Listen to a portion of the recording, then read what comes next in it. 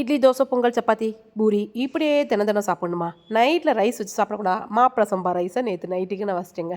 சாதமாக சூடாக வச்சு அதுக்கு நான் தயிர் தான் ஊற்றி சாப்பிட்றோம். உங்களுக்கு தயிர் நைட்டில் சேராதுன்னா நீங்கள் சேர்த்துக்காதீங்க. மோர் இல்லைன்னா குழம்பு வச்சு சாப்பிட்டுக்கலாம். நாங்கள் வெண்டைக்காய் புளி குழம்பு நான் காலைல வச்சது இருந்தாலும் எனக்கு எல்லாருமே தயிர் தான் வேணும்ட்டாங்க. எங்களுக்கு பிரச்சனை கிடையாது, அதனால் சாப்பிட்டாங்க.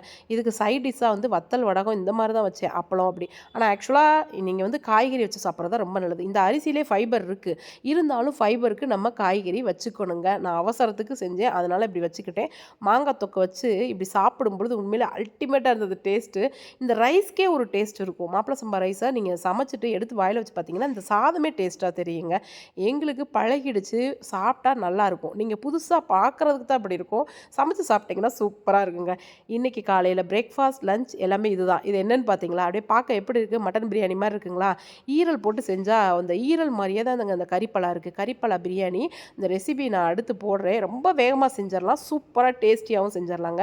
உண்மையிலே அப்படியே மட்டன் பிரியாணி டேஸ்ட்டில் தான் வந்தது. இந்த காய் பிடிக்கலன்றவங்க இந்த மாதிரி பிரியாணி வச்சு சாப்பிட்டு பாருங்கள், செம்ம டேஸ்ட்டாக இருக்கும். இந்த காயிலையும் ஏகப்பட்ட சத்து இருக்குது. ரெகுலராக சாப்பிட்ற காய்கறிகளை விட இந்த மாதிரி கிடைக்காத காய்கறி நமக்கு இது கிடைக்காது. கேரளாவில் எல்லாத்துக்கும் நிறைய கிடைக்குது. நமக்கு எப்போயாவது கிடைக்கும் பொழுது அதை இந்த மாதிரி பயன்படுத்திக்கங்க.